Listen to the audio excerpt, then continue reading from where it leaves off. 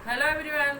पिछले वीडियोज में हमने पढ़ा उपसर्ग और प्रत्यय। जैसा कि आप जानते हैं ये वीडियोज 6, 7, 8 तीनों के कंबाइंड वीडियो होते हैं, क्योंकि बेसिक चीज़ें हैं ग्रामर में और आप तीनों को सेम ही पढ़ाई जाती हैं। तो मैं इस लेवल से पढ़ाती हूँ कि 6 को भी समझ में आए और 8th वालों को भी। 7th तो 20 के ही होते हैं, तो ये तीनों के लिए होता है कंबाइंड वीडियो।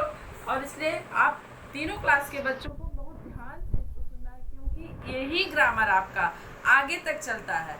आप जो हिंदी पढ़ते हैं, सब जो भी सब्जेक्ट पढ़ते हैं और कहानियाँ पढ़ते हैं, उसमें हर साल वो बदलेंगे, चाहे आप छोटे क्लास में हो या बड़े क्लास में हो। लेकिन ये जो ग्रामर होता है आपका, ये बेसिक ही आपका रहता है, उसी में थोड़ा सा उसको डिटेल में कर देते हैं, थोड़ा सा बड़े में उसको हम उसकी व्याख्या करते हैं। होता है मेन बेसिक सब कुछ वही होता है ग्रामर का। यही ग्रामर आपको लास्ट तक काम आएगा। आप बड़े बड़े कंपटीशन देंगे, उसमें भी इसी ग्रामर बेस पे क्वेश्चन पूछे जाते हैं। इसलिए इस पर बहुत फोकस करके, बहुत ध्यान दे के आपको पढ़ना चाहिए।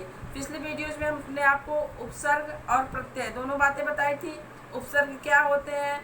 वो शब्दांश जो किसी शब्द के पहले जुड़कर उनके अर्थ में परिवर्तन या विशेषता ला देते हैं, वे उपसर्ग होते हैं। मैंने बताया था आपको उपसर्ग कितने प्रकार के होते हैं। उपसर्ग 3 प्रकार के होते हैं। तत्सम उपसर्ग यानी जो संस्कृत से डायरेक्ट आए हैं, तद्भव यानी जो संस्कृत के उपसर्ग है पर बदलते बदलते तद्भव हिंदी रूपांतर हो गया उनका, और आगत उपसर्ग जैसे उर्दू और फारसी अंग्रेजी के कुछ उपसर्ग वो आगत उपसर्ग कहलाते हैं। इसके अलावा मैंने आपको प्रत्यय बताया। जैसे उपसर्ग है किसी भी शब्द के, वो छोटा सा शब्दांश, वो शब्दांश जो किसी भी शब्द के पहले जुड़ता है। प्रत्यय क्या है? ठीक इसके विपरीत है।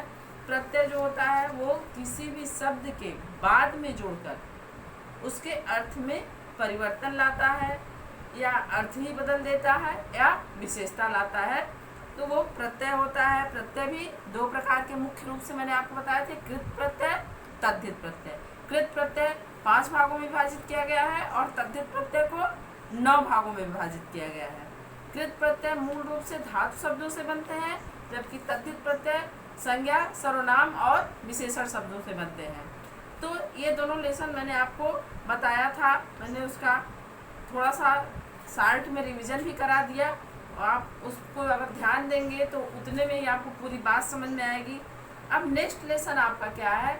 नेक्स्ट लेसन आज हम संधि पढ़ेंगे। संधि क्या होती है? जैसे सूर्योदय शब्द है, या मान लीजिए आप क्या है, आप एक विद्यार्थी हैं, तो विद्यार्थी शब्द के 2 शब्दों के मेल से बना है, विद्या धन आर्थी।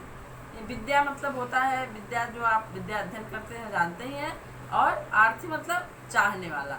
विद्या को चाहने वाला विद्यार्थी होता है। तो ये 2 शब्दों से बना है। जैसे हम यौगिक, योग, रूढ़ ये सब पढ़ दे, सब चीज़ वही रहता है, बस सबके नाम अलग अलग है। अगर आप एक चीज़ को बहुत ही मनोयोग से शुरू से पढ़ेंगे तो अगली बातें कोई डाउट नहीं है कि आपको समझ में नहीं आएंगी, बिल्कुल अच्छी तरह आपको समझ में आएंगी, बशर्ते आप शुरू से ध्यान दीजिए कि किस शब्द के लिए क्या प्रयोग किया जा रहा है। तो यहाँ संधि है। संधि मीन्स होता है जोड़। 2 शब्दों को जोड़ने को ही संधि कहते हैं। अब यहाँ हम इस लेसन में पढ़ेंगे संधि किसे कहते हैं, संधि के प्रकार क्या है, भेद क्या है, स्वर संधि किसे कहते हैं, व्यंजन संधि किसे कहते हैं, विसर्ग संधि किसे कहते हैं।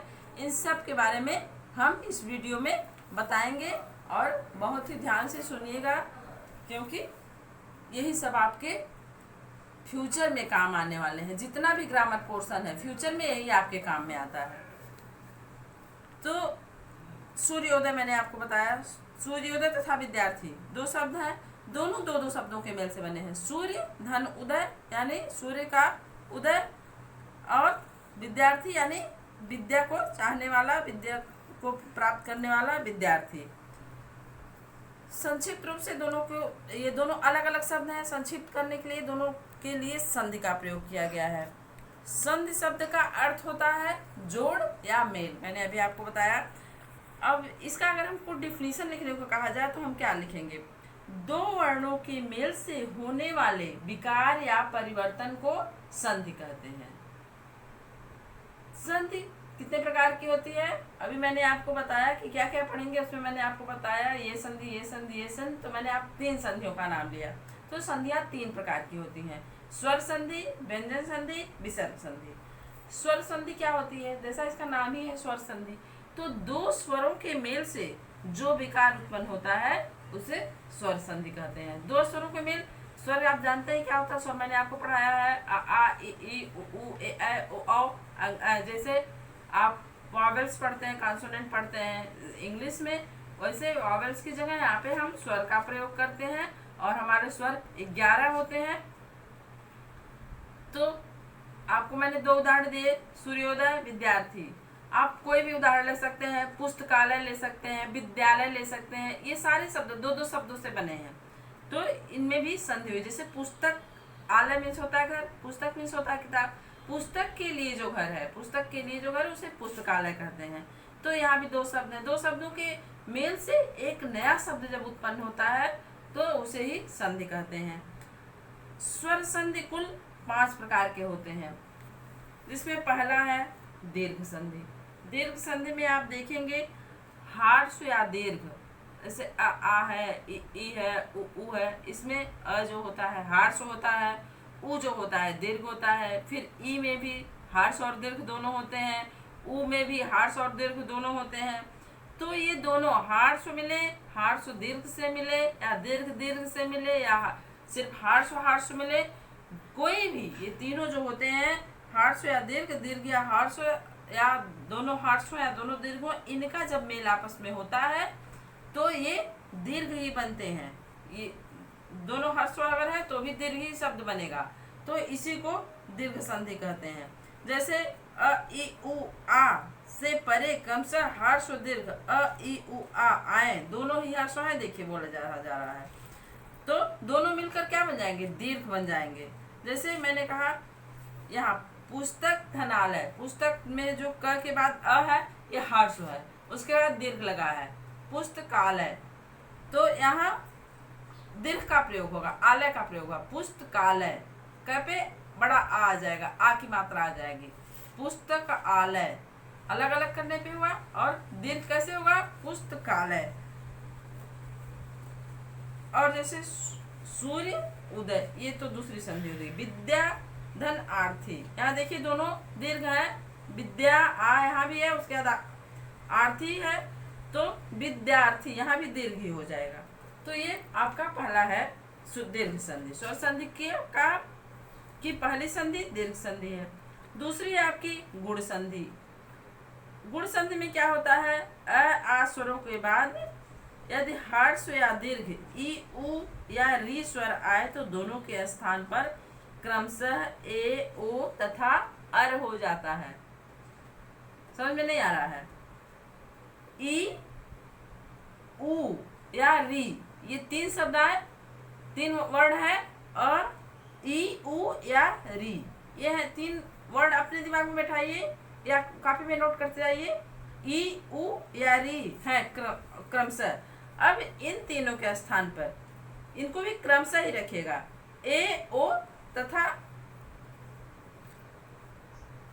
ई उ ए के स्थान पर या री के स्थान पर ई का क्या हो जाएगा? ए हो जाएगा, उ का ओ हो जाएगा, तथा री का अर हो जाएगा। अ आ स्वर के बाद ये तीनों वर्ण कहीं भी आएंगे तो यहाँ गुण संधि होगी। ए का ई का ए हो जाएगा, उ का ओ हो जाएगा, री का अर हो जाएगा। अब कैसे होगा ये हम आपको समझाएंगे। अब पहले 5 संधि देख लेते हैं, फिर बारी बारी से सबके बारे में बताएंगे। वृद्धि संधि। वृद्धि संधि क्या है? इसमें अ या या के बाद ए ऐ ओ औ, नोट करते जाइएगा इसको आप लोग, नहीं तो समझ में नहीं आएगा संधि। अ आ के बाद यदि ए ऐ ओ औ स्वर आते हैं तो दोनों के स्थान पर क्रमशः अ और औ हो जाते हैं, अर्थात ए का अ हो जाता है और अ का औ हो जाता है, ए का ओ और अ का औ, अर्थात ए हट जाते हैं और अ और औ बन जाते हैं। उसी तरह से है फिर यड़ संधि। यड़ संधि में क्या होता है? हर्ष या दीर्घ ई ई उ री के बाद यदि कोई भी असमान स्वर आता है तो ई का य और उ का व और री का र हो जाता है।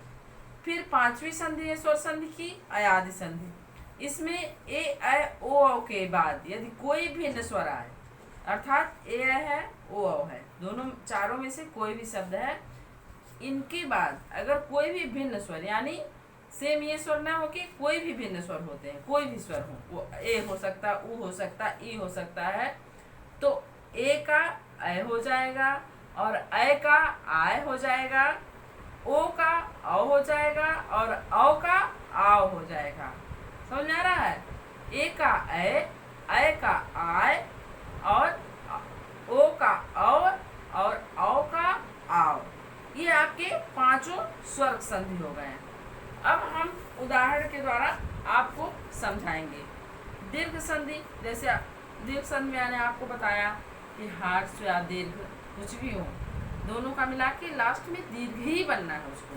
तो जैसे है समय अभाव, इसको हम लिखेंगे, दोनों में अ लगा है, कहीं भी आ नहीं है जब, लेकिन इसको संधि करेंगे हम तो ये क्या हो जाएगा? समयाभाव।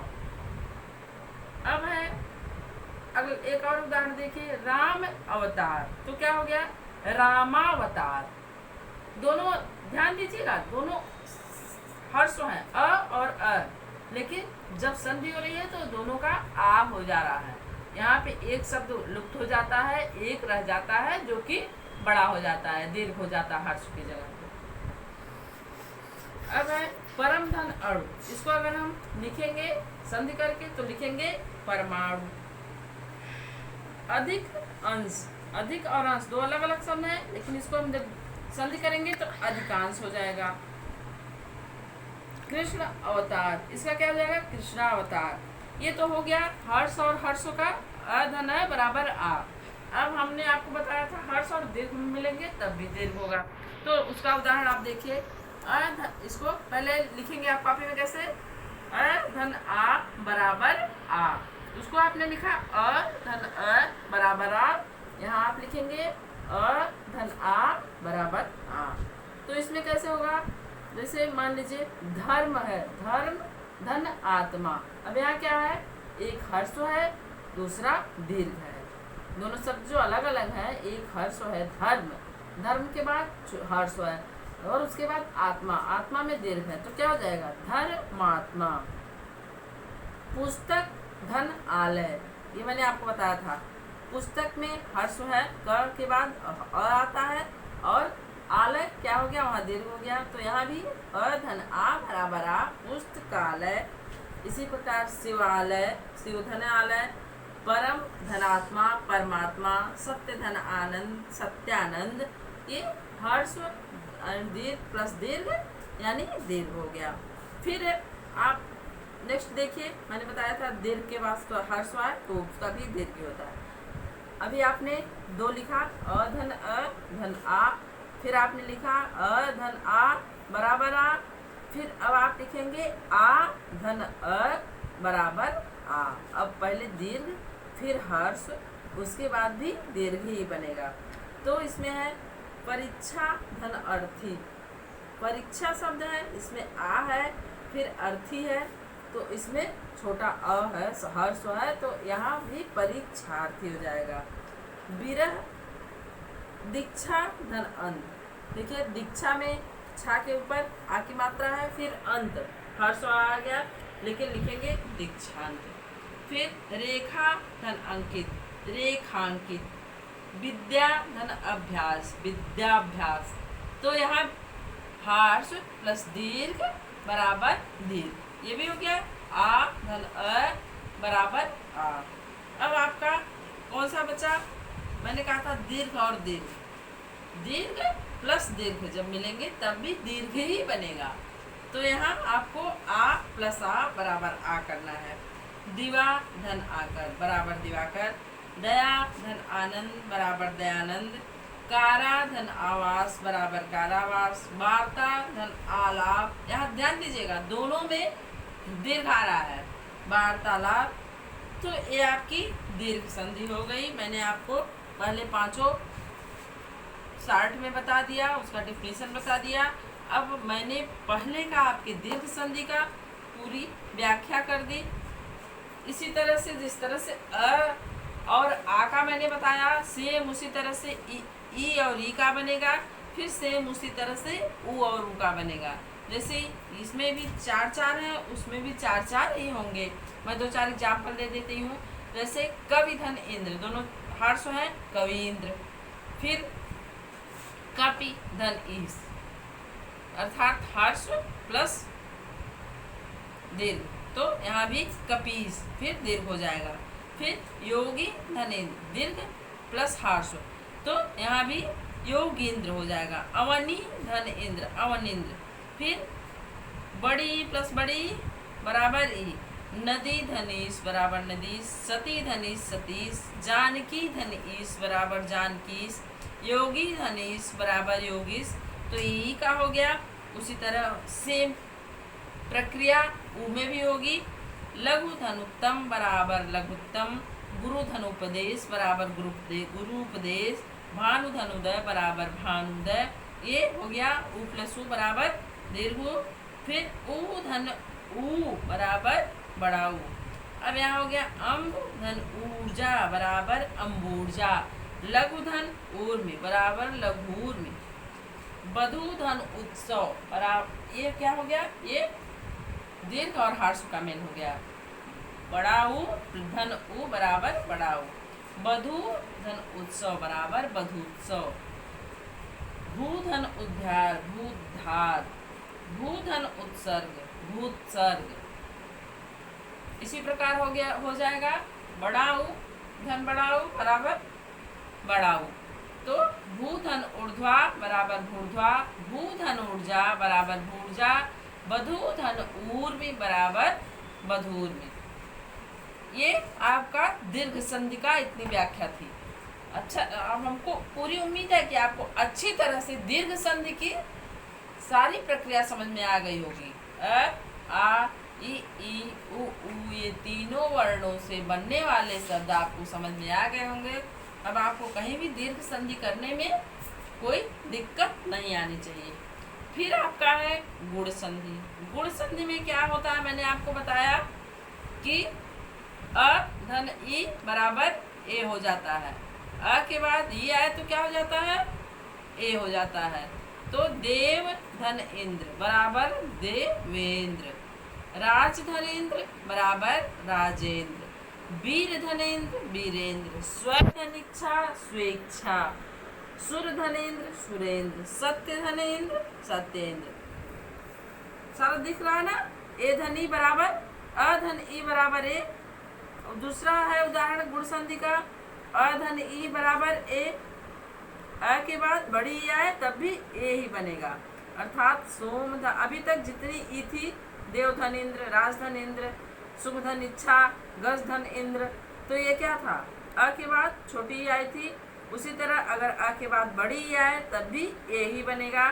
जैसे सोम धन ईश सोमेश, गण धन ईश गणेश, दिन धन ईश दिनेश, तो ए हो गया अ धन ई बराबर ए। उसके बाद तीसरा है आपका आ धन ई बराबर ए। अगर आ के बाद भी, जैसे अ के बाद बड़ी या छोटी ई आए तो ए ही बनता है। उसी तरह आ के बाद अगर बड़ा आ है, पहला अक्षर अगर आ है तो भी ई आएगा, ई या बड़ी ई तो भी ए ही बनेगा। जैसे रमाधन इंद्र रमेंद्र, यथाधन इष्ट यथेष्ट, महाधन इंद्र महेंद्र।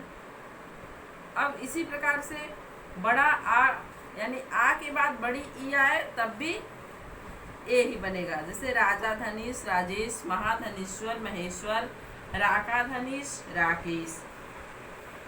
फिर है आपका अ धन आ बराबर अ धन आ धन उ से क्या होगा, ओ हो जाएगा। गुण संधि में आपको मैंने 3 चीजें बताई थी।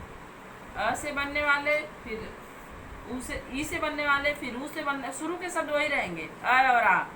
पहले वाले में पहले शब्द का जो शब्दांत होगा, अंत वाला शब्द, वो अ या आ ही होगा। हमको दूसरा जो शब्द है उसके पहले शब्द से मतलब है गुण संधि में। तो अ या आ के बाद ई आई आए तो ए हो जाता है, और अ और आ के बाद उ और उआ तो क्या हो जाता है, ओ हो जाता है। तो यहाँ पे हित धन उपदेश, हितोपदेश, मन धन उन्मत्त, मदोन्मत्त, सह धन उदर यानी सहोदर, सर्वधन उदय, सर्वोदय। यहाँ पे क्या है, अ के बाद उ आ रहा है कहीं भी तो ओ हो जा रहा है। इसी तरह अ के बाद बड़ा उ भी आएगा तो भी ओ ही होगा, और आ के बाद उ आएगा तो भी ओ ही होगा, आ के बाद बड़ा उ आएगा तब भी ओ ही होगा। अब इसके बाद है अ धन री। मैंने बताया था अ के बाद आ के बाद री आएगा तो क्या हो जाएगा, अर हो जाएगा। तो ब्रह्मा धन ऋषि, तो क्या हो जाएगा, ब्रह्मर्षि। यहाँ पे उड़ने वाला ऊपर वाला र हो जाएगा, ब्रह्मा धन ऋषि, यहाँ पे पूरा र खत्म हो जाएगा तो क्या हो जाएगा, ब्रह्मर्षि। राजा धन ऋषि, राजर्षि। इसी तरह आ के बाद ये री था, बड़ी री भी आएगी तो भी अर ही होगा। जैसे राजा धन ऋषि, राजर्षि, और महाधन ऋषि, महर्षि। मतलब अ के बाद री आता है तो भी अर ही होता है, आ के बाद री आता है तो भी अर ही होता है। तो ये आपके हो गए, दो संधि आपकी हो गई, दीर्घ संधि, गुण संधि। अब आके वृद्धि संधि जो है आपको नेक्स्ट वीडियो में बताएंगे। Okay, thank you.